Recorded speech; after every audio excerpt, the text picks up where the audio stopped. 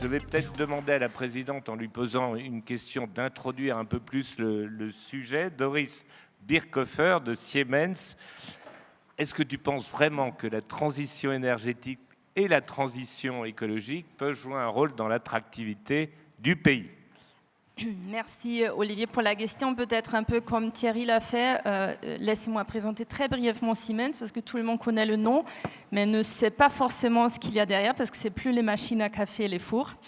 Siemens, aujourd'hui, c'est 300 000 personnes dans le monde avec un chiffre d'affaires de 60 milliards dans le monde.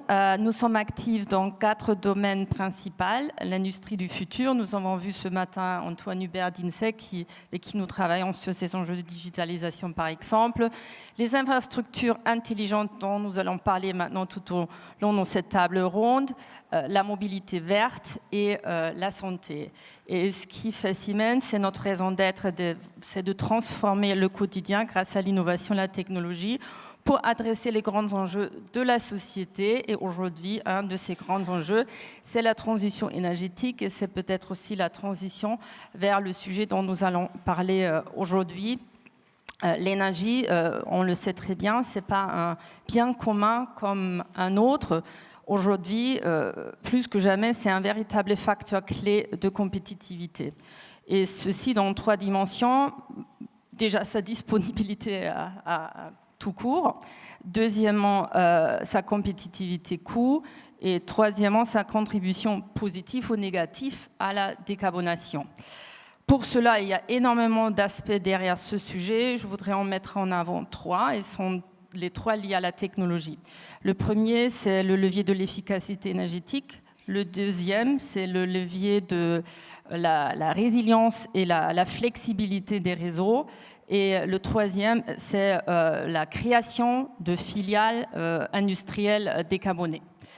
Par rapport au premier sujet, l'efficacité énergétique, bon, on sait très bien, le gouvernement français a fixé comme objectif de réduire la consommation d'électricité de 10% sur les 2 ans. Pour cela, on nous a appelé à appliquer de la sobriété. La sobriété, ça veut dire changer ses habitudes, par exemple baisser les températures. On l'a bien vu là, dans le lobby du CESE, c'était déjà la sobriété et c'est bien, il faut le faire.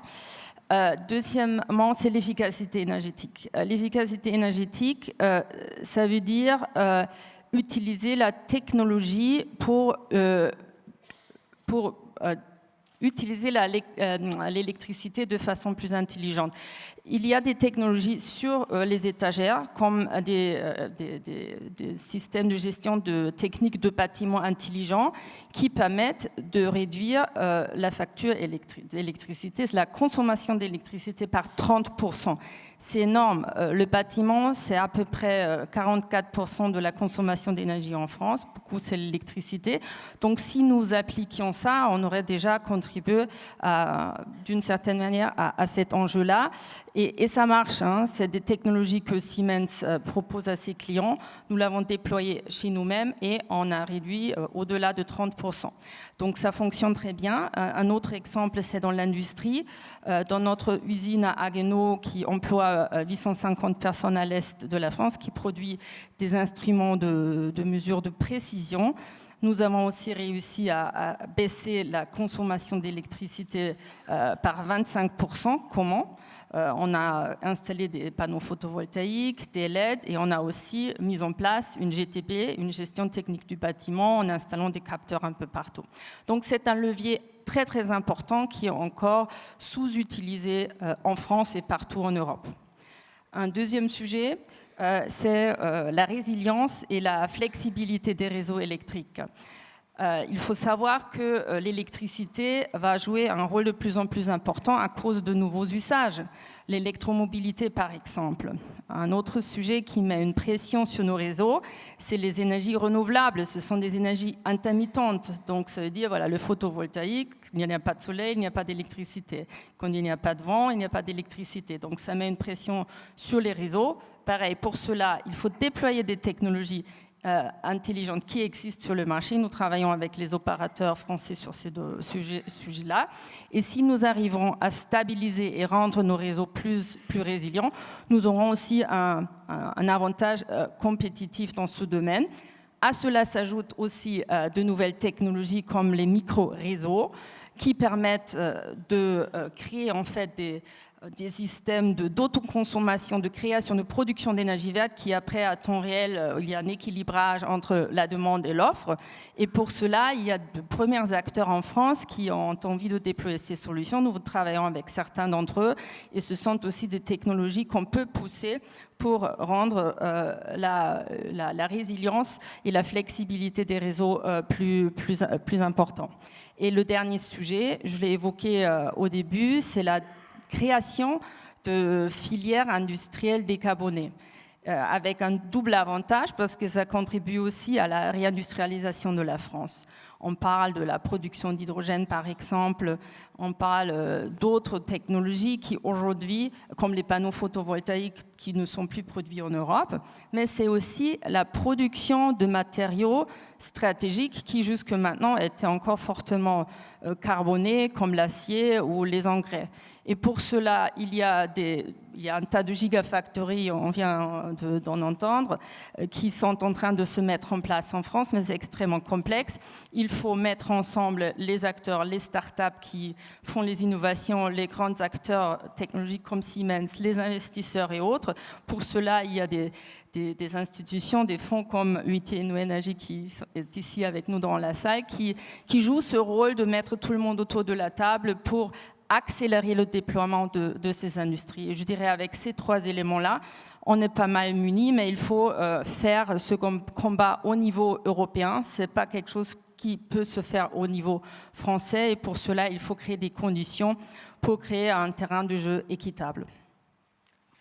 Merci beaucoup Doris Birkhofer pour ce propos introductif à cette table ronde. Alors pour en parler pendant une petite heure autour de vous et par ordre alphabétique, j'accueille Hugues Bellet, vous êtes général manager de GE France. Nous avons également Thibaut Desmarais, président de GSK France, Nicolas Musicas, country manager de Getir France, Valérie Perruchot-Garcia, directrice des affaires publiques, de la communication et de la RSE de Janssen France, Olivier Rouvière, vous êtes directeur général d'Otis France, et enfin Francesco Tramontini, vous êtes vice-président en charge des relations institutionnelles et des affaires publiques de Ferrero en Europe. Donc vous voyez, on a sur scène un large panel d'acteurs, à la fois des industriels qui doivent s'engager dans la décarbonation de leur propre activité, des sociétés de services dont c'est aussi pour lesquels c'est aussi un enjeu, et d'autres acteurs qui proposent à leurs clients des solutions pour parvenir à cette transition énergétique. Alors on le voit avec la flambée des prix de l'énergie et malgré les boucliers mis en place par le gouvernement, et dans la mesure où il y a des menaces de pénurie, une chose s'impose à tous, c'est la sobriété. Elle s'impose même à ceux qui ne sont pas des industriels électro-intensifs, même à ceux qui n'ont pas d'usine en France, cette sobriété. Et pour commencer, je vais donner la parole à Olivier Rouvière. Chez Otis, vous avez un site de production en France, mais ce n'est pas de là que vient le gros de l'empreinte carbone de la filiale que vous dirigez. Celle-ci est engagée néanmoins dans une démarche volontariste de sobriété énergétique. Est-ce que vous pouvez nous en parler? Oui, donc en termes de sobriété énergétique, chez Otis, l'impact principal, donc je rappelle Otis, leader de l'ascenseur dans le monde et en France, emploie 5000 personnes en France et a un site industriel sur Gien, c'est celui-ci dont vous parlez. Donc en termes de sobriété, l'impact carbone pour Otis, il est surtout lié à la mobilité de nos équipes techniques qui se déplacent au quotidien sur le terrain. Donc ça représente 85% de notre empreinte carbone. Et évidemment, c'est par ce biais-là sur lequel nous avons travaillé pour avoir le plus grand impact rapidement. Donc tout d'abord au niveau de l'organisation du travail, puisque mieux on est organisé et mieux on gère les déplacements. Donc la transformation de la maintenance avec la maintenance prédictive, la maintenance à distance nous aide. Et une fois qu'on a optimisé le nombre de kilomètres faits, il ne nous reste plus qu'à passer verdir la flotte de véhicules. Et c'est ce qu'on fait depuis maintenant plusieurs années, avec un premier palier à la fin d'année qui sera atteint avec 10% de notre flotte véhicule en véhicules hybrides ou électriques. D'accord, merci. Nicolas Musicas, vous représentez la plus jeune société de ce panel, qui n'a pas elle-même à s'engager dans une politique de transition énergétique, mais dans une certaine mesure, le service de Quick Commerce que vous proposez peut s'inscrire dans une démarche globale de décarbonation de l'économie. Est-ce que vous pouvez nous expliquer comment ? Bien sûr. Bonjour à tous et à tous. Donc, tout d'abord, pour l'auditoire, Getir, c'est une société turque, donc une décacorne, une des 37 décacornes en Europe, avec une valorisation de 12 milliards. Nous sommes dans un métier finalement assez vieux, pas très technologique, c'est l'épicerie. Et nous livrons les courses en quelques minutes, ce qui permet à nos clients de regagner du temps et d'utiliser ce temps pour leur propre loisir. Donc, notre inscription dans l'évolution vers plus d'économie énergétique. En fait, on part d'une propre implantation complètement décarbonée, puisque nos livraisons se font à 100% en décarboné à travers de scooters électriques et de vélos. Et donc, nous permettons à nos clients de ne plus utiliser la voiture ou de scooters thermiques. Donc ça, c'est un point important, mais pour nous, c'est également important de l'inscrire dans une démarche sociale qui nous permet de créer de l'emploi, donc plus de 1000 emplois créés en peu moins d'un an en France, et également de s'inscrire dans une certaine économie circulaire où finalement nous participons à la réduction du gaspillage alimentaire avec un flux de nos marchandises qui ne sont plus en état d'être vendus pour des thèmes de DLC, mais encore consommables, et qu'on recycle au travers de start-up, notamment Phoenix, avec des récupérations de ces marchandises 2 fois par semaine. Et ça représente à peu près 6000 repas par mois que nous pouvons distribuer, et donc nous insérer de façon virtueuse dans le paysage économique et le paysage urbain. Merci Nicolas Musicas. Valérie Perruchot-Garcia, Janssen non plus, n'a pas d'usine en France, mais beaucoup d'actions sont néanmoins tournées vers la transition énergétique, notamment sur le plan de la formation. Est-ce que vous pouvez nous en dire un petit peu plus à ce sujet ? Avec plaisir. Quelques mots juste sur Janssen pour vous dire que c'est la filiale pharmaceutique du groupe américain Johnson & Johnson, donc groupe de santé qui réalise 94 milliards de dollars de chiffre d'affaires. Donc effectivement, en France, on n'a pas d'usine pharmaceutique, mais on a beaucoup d'idées. Et on s'est dit qu'on pouvait démarrer par la formation, notamment des comités de direction. Donc les comités de direction des 3 entités filiales de Johnson & Johnson en France ont été formés. Et puis l'ensemble des collaborateurs de Janssen France a également été formé en faisant la fresque du climat pour comprendre quels étaient les enjeux de cette transition énergétique, écologique, et pour aussi commencer à les acculturer à ces différents changements. On a dit tout à l'heure dans une table ronde précédente que la plupart des métiers de demain n'existaient pas encore aujourd'hui, et quand on dit demain, on dit vraiment pratiquement demain. Il faut vraiment accompagner le cheminement de nos collaborateurs sur ces nouveaux métiers, parce que tous ces métiers liés à la transition écologique ou énergétique sont des métiers très attractifs et qui vont l'être en tout cas notamment pour les nouvelles générations qui nous le demandent. Donc certes, la formation est importante, intéressante. Je pense qu'il ne faut pas se contenter de faire évidemment du one-shot. On a mis en place sur la plateforme dédiée à la formation de notre entreprise un certain nombre de formations qui ont été fournies par Carbone 4, un grand spécialiste du sujet, et qui sont, on va dire, en accès libre pour l'ensemble de nos collaborateurs. Et puis, on ne lâche rien non plus en communication, puisque c'est ma casquette, j'en profite un peu, pour communiquer très régulièrement sur ces sujets, sur ces enjeux. On explique aux collaborateurs ce que c'est aussi que la pollution digitale, puisqu'on a vécu un monde qui s'est beaucoup digitalisé depuis 2 ans avec la crise Covid. Expliquer aussi quels sont les enjeux liés à cette transition autour du digital, très important. Et puis on explique aussi, même si on n'a pas, vous le disiez, de production, comment est-ce qu'on peut contribuer à notre échelle de filiale pour réconcilier notre feuille de route écologique, énergétique, avec la vision de notre maison mère, en proposant un certain nombre d'actions très concrètes qui sont proposées directement par des collaborateurs volontaires. Parce qu'autre particularité, il n'y a pas d'équipe dédiée à la RSE dans notre filiale. Moi, je fédère un certain nombre de bonnes idées, de bonnes énergies et de personnes qui n'ont qu'à lever la main pour venir me trouver, ainsi que le comité RSE composé de volontaires, pour dire « j'ai une idée, je voudrais améliorer la chaîne de distribution du médicament, réduire le nombre de camions qui vont sur les routes pour livrer les hôpitaux, et on met en place le projet ». Voilà comment ça se passe chez nous.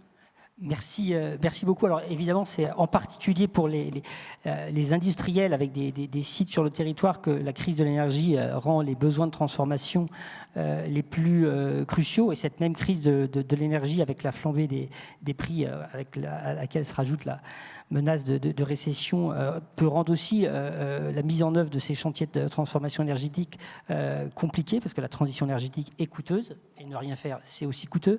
Peut-être pour commencer, chez Ferrero, comme tous les industriels de l'agroalimentaire est touché par la crise énergétique, Francesco Tramontini, est-ce que vous pouvez nous dire comment Ferrero est touché, à quel point par la crise, et comment en France ou dans d'autres pays d'Europe le groupe s'adapte face à ces nouvelles contraintes liées à la flambée des prix? Oui, merci. D'abord, je m'excuse, mon français, c'est pas si bien que le reste du panéliste, mais je pense que ça va. Il y a des représentants de groupes mondiaux et c'est parfait. À Ferrero, on fait du chocolat. On est parti du secteur alimentaire qui, comme vous dites, a été très impacté. C'est un secteur énergivore et très complexe. On sort de la crise Covid où on a réussi à assurer la sécurité alimentaire parce que ce n'était pas facile du point de vue logistique. Et maintenant, on se retrouve avec une crise énergétique et potentiellement une autre crise alimentaire à gérer. Comme on fait, je vais essayer d'être pratique et je pars de la France. En France, on a une usine depuis 60 ans. C'est une usine très importante pour le réseau mondial de Ferrero. On produit du Nutella et du Kinder Bueno. Et c'est le cas d'investir, de continuer à moderniser. Et c'est assez simple. Dans le cas spécifique, pour nous, c'est de moderniser l'appareil industriel pour éviter de gaspillage. Et encore plus concrète, on a changé, par exemple, tous les fours pour les gaufrettes de Kinder Bueno. On a changé tous les brûleurs. C'est des choses qui changent et qui donnent... qui ont un impact sur la consommation d'énergie. Et ça va continuer. Ça va continuer parce que ça, comme vous dites, parfois ça coûte, parfois ça ne convient pas, mais ce n'est pas d'une stratégie du groupe et ce n'est pas d'une stratégie du groupe en France. Alors, c'est parti d'une transition écologique du business avec des objectifs très pragmatiques. Ce n'est pas de très long terme. On veut réduire de 43% notre impact carbone en France jusqu'à 2027. C'est très concret. On a un objectif de réduction de 30% des émissions liées au transport de notre chaîne logistique. De nouveau, ici, c'est en France. Et tout ça est lié à des objectifs du groupe du Ferrero. Je ne vais pas faire la liste maintenant, mais ça donne une priorité. Et ce qui vous laisse, ce dont on a besoin en France, je peux revenir sur une question, oui, c'est l'aspect politique. Parfois, dans ces secteurs comme on y reviendra plus tard, mais peut-être pour nous rassurer, malgré la flambée des prix de l'électricité, vous allez continuer à produire en France et on aura du Nutella à Noël. Exactement. On a besoin... La Nutella, ça reste, le Kinder Bueno, ça reste, mais on a besoin du soutien politique. Je peux en parler plus tard. Merci. Merci à vous. Thibaut Desmarais, même question pour vous. Quels sont les défis que doit relever GSK dans ces deux sites industriels en France, dans ce chemin nécessaire de transition énergétique ? Bon, déjà, bonjour à toutes et à tous. Et moi, j'irais bien faire une visite du site de Ferrero, si c'est possible. Donc GSK, c'est une entreprise biopharmaceutique avec un peu plus de 70 000 personnes dans le monde. Et en France, nous avons une présence industrielle très forte parce que nous n'avons pas 2 sites, pas 3, mais 4 sites. Donc nous avons un siège social à Rueil et nous avons 3 sites de production. Un à Saint-Amand-les-Eaux, donc pour ceux qui connaissent, c'est dans la région des Hauts-de-France, donc c'est 40 km au sud-est de Lille, qui produit des vaccins. Grosse usine, un peu plus de 1000 personnes. Nous avons recruté plus de 100 personnes depuis le début de l'année. Et il y a 500 000 personnes dans le monde qui, tous les jours, reçoivent un vaccin qui est produit à Saint-Amand-les-Eaux. Donc, ce n'est pas rien. Nous avons aussi une autre usine à Évreux, qui est là depuis 50 ans dans le respiratoire, qui fait des produits que vous devez connaître très bien aussi, pas aussi bien que peut-être que Ferrero ou Nutella, mais Ventoline, Bécotide, Flexotide, vous savez, dans l'asthme, les maladies respiratoires, nous sommes les leaders dans le respiratoire. Et une 3e usine à Mayenne, en Mayenne, qui produit des antibiotiques, l'antibiotique le plus produit au monde, l'amoxicilline, donc Augmentin en particulier. Et dans toutes ces usines, nous avons des projets très ambitieux, des investissements très importants pour la transition énergétique. Alors c'est vraiment une priorité du groupe GSK. Nous avons une CEO, Dame Emma Wamsley, qui est très impliquée dans la transition énergétique et qui a été présente et qui était la seule d'ailleurs pour représenter les laboratoires pharmaceutiques à la COP26. Nous étions aussi fortement présents à la COP 27 qui vient de se passer. Et nous avons effectivement tous ces projets que je pourrais détailler un petit peu plus, mais je peux le faire maintenant si vous voulez sur ces sites. Le plus crucial éventuellement. Oui, alors le plus crucial, on en a un à Saint-Amand, je le passe très rapidement. On a mis des pompes, des thermofrigo-pompes, 12 millions d'investissements qui vont nous permettre de réduire de 50% l'empreinte CO2 d'ici 2030. Donc ça, c'est fait. Et on est sur un projet qui est extrêmement important sur Évreux, à Évreux, pour la green ventoline. Alors, le ventoline, vous savez, il y a un gaz, hein, c'est un spray. Ce gaz n'est pas parfait, on peut l'améliorer, il peut avoir une empreinte écologique bien moindre. Et nous avons déjà investi sur nos propres fonds 30 millions d'euros pour faire de la recherche, parce qu'on croit que c'est simple comme ça de changer un gaz, mais c'est extrêmement compliqué en termes de stabilité, de reproductibilité. Donc nous avons déjà fait cet investissement de 30 millions d'euros à Évreux. Et maintenant, notre objectif, et c'est là où tout le challenge et la question vient de la transition écologique, est-ce qu'on pourra en faire un levier d'attractivité?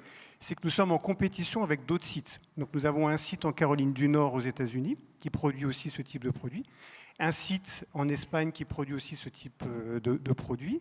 Donc même si nous faisons le développement, la question est maintenant en interne, qui va produire?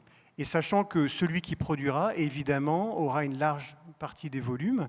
Et effectivement, en termes de pérennité d'emploi et en termes d'investissement, on parle de 100 à 200 millions d'euros d'investissement. C'est extrêmement important pour ce pays. Alors nous avons évidemment, vous pensez bien, tapé à plusieurs portes, à Bercy, etc. Et malheureusement, comme ce n'est pas une biotechnologie ou un produit qui rentre pile poil dans la case, on ne peut pas avoir d'aide sur ce sujet-là. Donc quand on parle de justement un levier d'attractivité, c'est bien, mais aujourd'hui on manque un peu d'agilité pour se dire, bah voilà, on peut réduire de 90% l'empreinte carbone de cette usine. 90%, c'est pas rien. Mais malheureusement, va falloir qu'on l'autofinance et on est en compétition avec les États-Unis et l'Espagne. Et c'est là où ça commence à devenir un petit peu compliqué. Merci beaucoup. Donc, à côté des industriels qui sont engagés dans un processus de transition énergétique, nous avons aussi autour de la table des acteurs qui peuvent contribuer à la décarbonation de leurs clients. C'est le cas de Siemens, mais aussi de GE. Hugues Bellet, est-ce que vous pouvez dire un petit peu ce que fait GE dans ce domaine et comment la France peut, vous et vos clients, aider à relever le défi de la transition énergétique? Oui, alors GE au niveau global, c'est à peu près 70 milliards de chiffre d'affaires et 170 000 personnes, réparties pour un gros tiers aux États-Unis, pour un plus petit tiers en Europe et pour un tiers moyen sur le reste des géographies. En Europe, la France est le pays le plus représenté avec 12 500 salariés répartis sur 17 sites industriels. Donc effectivement, GE, alors peut-être un point d'actualité sur GE puisque on mène aujourd'hui une grande transformation hein, puisqu'on va séparer l'entreprise historique en 3 entreprises indépendantes et autonomes. Un processus qui démarre tout début 2023 et qui s'achèvera en 2024 avec une division médicale, une division aérospace et la division énergie sous la bannière GE Vernova. Alors Vernova pour vert comme verdissement et Nova pour l'innovation. Donc on est en plein cœur du sujet, Yvan. Les métiers de l'énergie chez GE, c'est le conventionnel, hein, l'hydroélectrique, le gaz, et plus récemment une montée en puissance sur l'éolien en mer et terrestre. Donc beaucoup d'investissements qui sont réalisés. Si vous prenez le mix énergétique global, il y a un énorme enjeu, hein, de switcher du fossile vers le renouvelable. La bonne nouvelle, c'est qu'aujourd'hui, on est à 75% de nouvelles capacités de production électrique à dominante renouvelable. Donc il y a une vraie décroissance du fossile et essentiellement du photovoltaïque et de l'éolien. Donc nous, GE, on accompagne évidemment les gouvernements et nos clients dans l'acquisition de capacités renouvelables, sans oublier le gaz, hein, qui reste une énergie de transition pour quelques années, mais qu'on saura décarboner un jour. Donc c'est plutôt la bonne nouvelle. Donc les investissements en France sont essentiellement tournés sur le renouvelable, hein. On a des usines dans l'éolien en mer, à Saint-Nazaire et à Cherbourg, et on investit près de 50 millions, hein, au niveau, en moyenne annuelle, pour lancer ces produits, hein, et accompagner la demande au niveau mondial qui est très forte. Aujourd'hui, on commence, hein, nos seuls sites sont en France. On espère en développer d'autres, mais pour l'instant, on adresse les marchés américains, européens et asiatiques depuis la France. Donc production de nacelles et production de pales à Cherbourg. Donc ça, c'est l'aspect équipement de production, mais Doris l'a rappelé, il y a un énorme enjeu sur l'électrification des réseaux, hein, pour accompagner cette migration vers les renouvelables, hein, parce que ce n'est pas pilotable aussi facilement que le nucléaire, l'hydroélectricité ou le gaz. Et donc là, ça nécessite beaucoup d'intelligence sur nos réseaux, de revoir aussi, hein, la constitution même de nos réseaux. Et puis les événements plus récents nous ont montré qu'il y avait un énorme besoin d'interconnexion entre les pays, pour qu'il y ait une solidarité, au moins à l'échelle européenne, qui puisse voir le jour. D'accord. On reviendra sur ce sujet. Toutes les entreprises ne sont pas engagées avec la même intensité dans la transition énergétique. Valérie Perruchot-Garcia, chez Janssen, vous êtes notamment directrice de la RSE. En quoi la communication interne et externe des entreprises a un rôle à jouer dans l'accélération de la transition énergétique ? Alors la communication a un rôle très important, je vous le disais déjà tout à l'heure, pour l'interne, parce qu'il ne faut jamais rien laisser passer. Et il faut sans arrêt remettre le sujet sur le devant de la scène. Je vous partage une petite anecdote qui s'est passée la semaine dernière avec quelqu'un de l'équipe marketing chez nous qui est venu me trouver en disant « Génial, je vais lancer un projet d'économie circulaire ou de pouvoir désassembler un de nos injectables, etc. Je lance le projet, je m'en occupe avec l'Europe. Et elle termine la conversation qui était pas mal jusque-là en disant « C'est génial, ça va me faire vendre plein de boîtes ». Alors je dis, c'est peut-être pas tout à fait le pourquoi tu le fais, peut-être ne pas perdre de vue la notion de bien commun sur laquelle on travaille avec tous ces sujets liés à l'écologie, et lui expliquer que si on désassemble pour pouvoir réassembler un injectable, c'est pas uniquement pour faire un élément de différenciation marketing, pour vendre davantage. Donc il y a tout un travail quand même d'éducation qu'il faut continuer à faire, qui est très important, et vis-à-vis de la communication plus largement, et je pense à la communication externe, je pense que de même manière que nos entreprises sont en train de faire leur révolution interne sur cette transition énergétique écologique, il faut aussi qu'on fasse une sorte de révolution de shift, pour parler avec un vocabulaire commun, tout ça, de shift de la communication. C'est-à-dire qu'il faut faire très attention à comment on communique en externe sur ces sujets pour ne pas se faire taxer, de faire du greenwashing, utiliser les concepts avec parcimonie, le concept de neutralité carbone qui est dénoncé par l'ADEME comme étant, on va dire, non applicable à l'échelle d'une entreprise, puisqu'il est d'abord applicable à l'échelle d'un pays, voire de la planète, mais que nous, on peut contribuer à cette neutralité, mais on ne peut pas la revendiquer. C'est des notions un petit peu compliquées, donc il faut faire aussi cette pédagogie-là, il faut l'accompagner absolument. Il faut avoir un discours fondé sur la preuve. C'est très bien d'avoir des grands engagements, et moi je relaye les grands engagements de mon groupe, qui notamment s'est engagé par exemple, pour rebondir sur le sujet de l'électricité, à ce que 100% des sites en France à horizon 2023 bénéficient de contrats d'électricité verte, et à horizon 2025 pour l'ensemble des sites dans le monde. Donc ça, évidemment, on le partage, c'est une preuve, c'est un un élément concret. Et il faut faire la même chose à notre petite échelle avec tous les projets que l'on peut mettre en place en local pour nourrir justement cette compréhension de ce qu'on est en train de faire et de ces mutations qu'on est en train de vivre. Voilà, parce que sinon, on reste soit dans du trop conceptuel, soit dans du mensonge, pour dire les choses. Donc il faut, et ça nous sera forcément reproché, puisque vous savez que se mettent en place tout un tas de directives, notamment CSRD, sur lesquelles on va être obligé de communiquer tout, dans un rapport extra-financier tout ce que l'on fait et comment on le pilote, comment on le monitore, comment on le suit. Donc voilà, on ne pourra plus se cacher derrière des grandes phrases toutes faites. Il va falloir qu'on soit concret, humble et transparent. Parfait, merci beaucoup. On l'a senti dans vos premières prises de parole, dans ces chantiers colossaux dans lesquels vous vous êtes engagés. Vous avez besoin du soutien de vos équipes, de vos maisons mères, de vos actionnaires, mais aussi des pouvoirs publics, et c'est un sujet donc important. Pour commencer, Nicolas Musicas, vous le disiez tout à l'heure, Getir contribue à la décarbonation de la France, et pourtant votre secteur est parfois mal vu de la part des municipalités, notamment les grandes villes. Concrètement, que demandez-vous aux élus locaux et nationaux ? Si vous voulez, ça fait donc 16 mois qu'on est en France avec un développement assez rapide, 1000 emplois créés. Et autour effectivement de ce cercle vertueux de création d'emplois décarbonés autour de notre livraison. Aujourd'hui, il y a effectivement un accueil assez fort au niveau national et également des institutions, et je remercie Business France pour nous avoir accompagnés là-dessus. Mais au niveau local, effectivement, des fois, on rencontre de l'incompréhension. Et donc, il faut qu'on explique mieux notre business model, mieux ce qu'on apporte à l'économie locale. On a quand même aujourd'hui, malgré 16 mois de présence en France, 30% de nos fournisseurs qui sont des fournisseurs locaux, des fournisseurs français. La création d'emplois, on en a parlé. Et effectivement, cette approche décarbonée des courses et de l'épicerie. Il y a un autre élément très important pour nous, parce qu'on est une des seules sociétés qui va d'un point A vers le consommateur et du consommateur qui revient au même point A.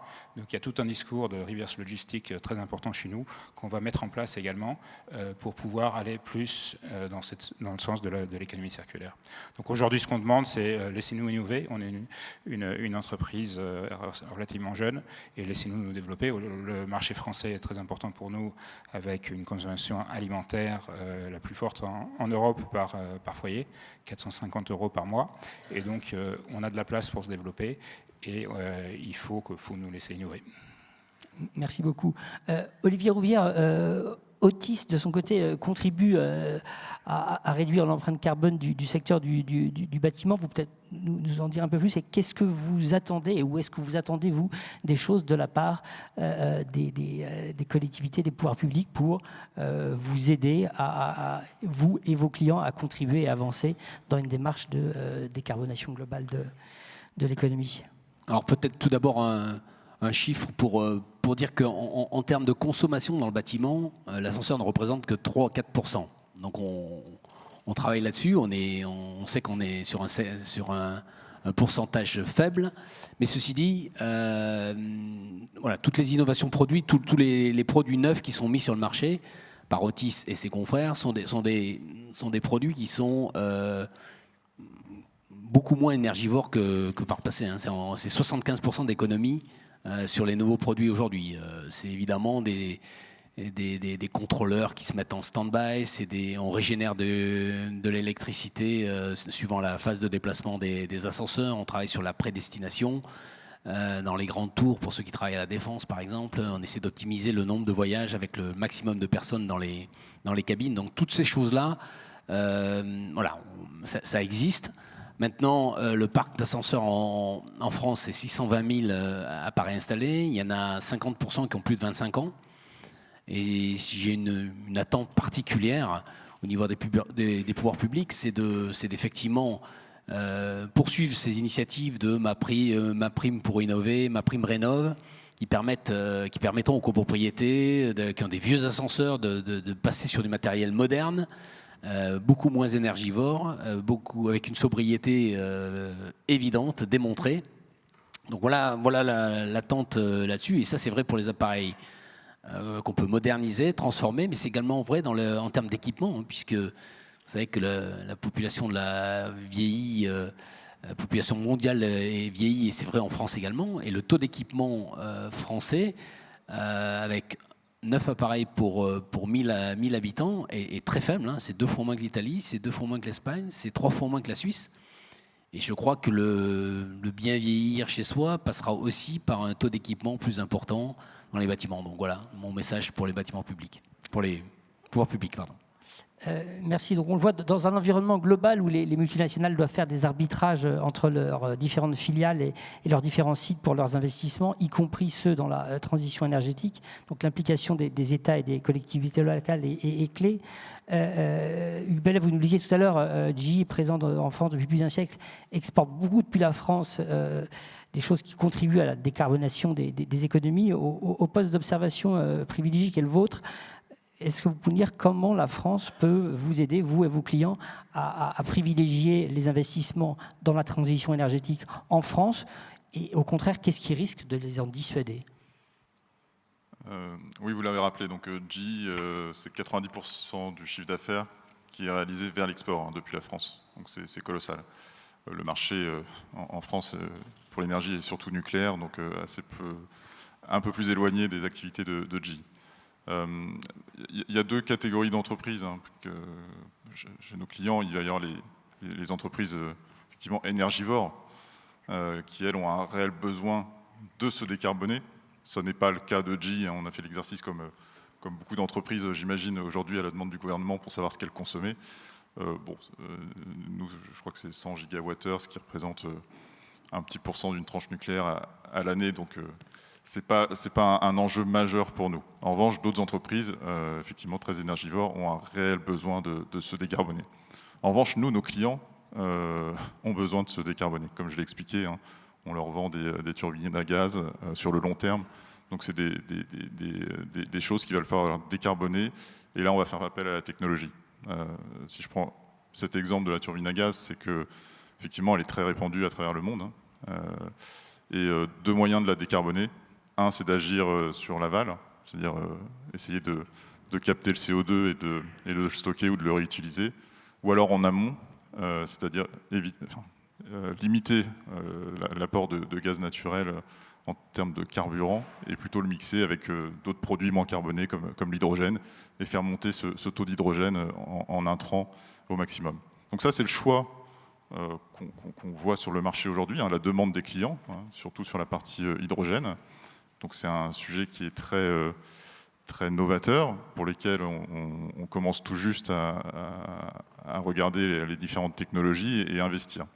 Donc là, il y a un pari qui est à faire, c'est où ces développements technologiques vont être réalisés. Je ne pense pas qu'il faille jouer forcément une région contre une autre. On est sur des marchés qui sont relativement régionalisés. On va quand même aussi, nous, en tant que grande entreprise, limiter notre empreinte carbone. Donc il y a une logique à spécialiser nos sites, avoir des productions qui adressent plutôt une région. Et ce marché de l'hydrogène est bien implanté en Europe, hein. On l'a rappelé sur la table ronde précédente. Et donc, on a des premiers investissements, hein, sur ce secteur. Après, il y a l'autre pendant qui est plus renouvelable, hein, que je discutais tout à l'heure avec vous sur la partie éolienne. Et là, le marché va très vite. C'est-à-dire que on a inauguré notre première installation en France, hein, sur le champ de Saint-Nazaire. On est sur de la technologie 6 MW. Il y a 2 ans, on a lourdement investi pour passer à la 12 MW. Le marché demandait du 13, 14. Et en fait, on se rend compte aujourd'hui qu'on est déjà en train de regarder, ou d'autres acteurs regardent 17, 18 MW. Pourquoi ? Parce qu'il y a cet enjeu d'avoir un prix de l'électricité le plus faible possible et donc de tirer les coûts vers le bas et de gagner en performance. Donc tout ça nécessite beaucoup d'investissements. Sur l'éolien, on a la chance de piloter ça depuis la France. Donc il faut que les atouts français, hein, qui sont presque des acquis pour une entreprise comme la nôtre qui est implantée depuis des décennies, que ces atouts, que la France ne se repose pas que sur ses acquis. Donc il y a un énorme plan d'investissement qui doit être décidé par la France et qui doit surtout donner des effets très rapidement. Sinon, il y a le risque effectivement que d'autres régions, hein, on l'a entendu de la bouche du président de la République il y a quelques temps, notamment aux États-Unis, qui vont tirer avec leur plan pour la réduction de l'inflation des relocalisations ou de la localisation de recherche et développement. Et sur un sujet d'actualité du jour, les Échos ont révélé qu'un projet d'éolienne en mer au large de Belle-Île avait été abandonné. On n'en connaît pas encore précisément les causes. Est-ce que ça, c'est un mauvais signe pour le secteur ? Non, ce n'est pas un mauvais signe. Chez GE, on a toujours considéré que, parce que là vous parlez d'un projet d'éolien flottant, que l'éolien flottant arriverait une fois qu'on aura une maturité certaine sur l'éolien posé. Parce que si on va trop vite et qu'on n'a pas le retour d'expérience nécessaire, je ne suis pas sûr que ce soit bon pour l'industrie. Après, il y a une réalité qui est que, de façon historique, on a aligné les prix de l'électricité pour la France, hein, sur le prix du nucléaire, les investissements ayant été faits, à comparer avec du gaz qui n'était pas cher, du charbon qui n'était pas cher, et donc pour s'en sortir côté renouvelable, hein, éolien en premier, il fallait tirer les prix vers le bas pour avoir une certaine parité, et donc il y a un moment où ça coince sur la chaîne de valeur, et je pense que, je ne vais pas commenter la décision de Shell que je ne connais pas précisément, mais il y a un modèle économique qui n'est pas encore trouvé sur l'éolien flottant, mais qui arrivera nécessairement. Merci beaucoup. On parlait de l'arbitrage que devaient faire les groupes implantés dans plusieurs pays. Vous l'avez évoqué, Thibault Desmarais, dans le cadre de votre site d'Évreux. Est-ce que vous pouvez nous dire de façon plus précise ce que vous attendez concrètement des élus locaux ou des élus comme soutien de la part des pouvoirs publics en France, et en termes d'urgence, quel est le timing, et peut-être nous raconter de l'intérieur la décision qui serait prise ultérieurement par le siège. Est-ce qu'elle prendra en compte uniquement ces critères-là ou d'autres critères ? Bon, pour faire très simple, ce qu'on attend, c'est du support et de l'aide, évidemment, des aides publiques. Aujourd'hui, ce dont on a besoin quand on manage, et vous savez tous, quand on manage un business, c'est d'être dans un contexte qui est favorable. Et aujourd'hui, l'industrie pharmaceutique est l'industrie la plus taxée. Et quand on regarde par rapport aux autres pays européens, on a 13 taxes sectorielles, ce qui est monstrueux. Et on a entendu ce matin Thierry Hulot, et je ne vais pas refaire le speech de Thierry ce matin, justement sur l'augmentation de ces taxes. En fait, toute la croissance repart en taxes. Cette année, par exemple, GSK, depuis 10 ans, nous étions en décroissance. Première année où nous renouons avec la croissance. Alors, je ne vous parle pas de 40%, quelques pourcents de croissance, mais c'est déjà un message fort pour la maison mère. L'année prochaine, on repart à la case départ, parce qu'avec on a cette taxe supplémentaire, la clause M. Donc en fait, on a besoin d'un environnement qui est favorable aussi pour l'emploi. On a besoin de stabilité, c'est-à-dire qu'on a effectivement un gouvernement qui, depuis maintenant un certain nombre d'années, est très clair sur la volonté justement de cette attractivité du territoire, mais il faut que ça se traduise aussi dans le long terme. Donc on a besoin de cette stabilité et on a besoin de croissance, parce qu'à la fin, on finance beaucoup de choses nous-mêmes. Si les pouvoirs publics peuvent aussi nous aider, c'est quand même une chose extrêmement positive par rapport à nos groupes, parce que les groupes vont regarder ça aussi. Mais donc du coup, on a besoin de ce support du gouvernement, je vous dis, de support dans la croissance, un environnement favorable, de la stabilité. Et par rapport à Évreux, aujourd'hui, la discussion, elle est relativement simple. On est sur, vous savez, c'est assez simple, c'est une espèce d'effet ciseau. On a l'inflation, on a nos coûts de production qui explosent. La facture énergétique, comme un site de Saint-Amand, est de l'ordre de 4 millions d'euros, passe à 14 millions d'euros l'année prochaine. Et à côté de ça, on a nos prix qui tous les ans baissent. Et l'année prochaine, on prend 30 millions à peu près de baisse de prix. Donc tous les ans, on a nos prix qui baissent. Donc cette espèce d'effet ciseau qui est en place. Et on est prêt à lancer des nouveaux produits, à lancer des innovations pour justement retrouver cette croissance. Mais là, pour ça, il faut qu'on ait justement cette stabilité et cette discussion avec les pouvoirs publics qui, aujourd'hui, a la volonté. C'est très théorique, mais dans la pratique, on ne l'a pas encore. Merci beaucoup. Francesco Tramontine, vous allez nous dire ce que vous attendez spécifiquement de façon générale, pas forcément uniquement pour Ferrero, mais des pouvoirs publics en France, mais de par votre vision, puisque vous êtes basé à Bruxelles, je crois, est-ce que, en termes de support aux entreprises qui doivent s'engager dans la transition énergétique, la France est vraiment moins disante que d'autres pays européens, où les problèmes que vous avez les autorités en France, vous les avez partout en Europe? Non, je trouve que la France est assez unique et je pense pas dans un bon sens. Pour notre secteur, c'est le caractère essentiel de notre secteur face à la crise. Je pense pour le secteur pharmaceutique, ça doit être le même.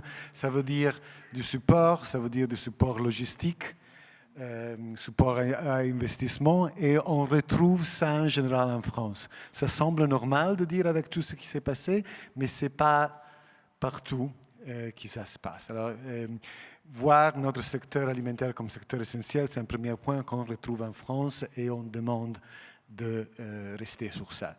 Et le deuxième point, c'est un point de vue de vision politique face à la crise énergétique et les défis. Comme j'ai dit, la transition écologique, ce n'est pas la même chose que la transition énergétique. On a des choix à faire. Et comme business, on doit être accompagné pour faire ce choix et prendre cette direction. Je fais un exemple. Si aujourd'hui on investit sur des emballages reusable, comme on dit, on n'épargne pas nécessairement d'énergie. Mais on a des autres avantages. Alors, cette direction, on doit la recevoir de pouvoirs publics. Et tout ça, pas seulement en France. Et là aussi, on voit dans la France une possibilité de leadership au niveau européen qu'il n'y a pas dans des autres pays. Alors, on demande à la France de prendre des décisions, accompagner notre business, mais l'amener au moins dans les marchés publics. Sinon, au niveau, ça, c'est du leadership politique. On l'a vu dans certains cas et ça peut fonctionner.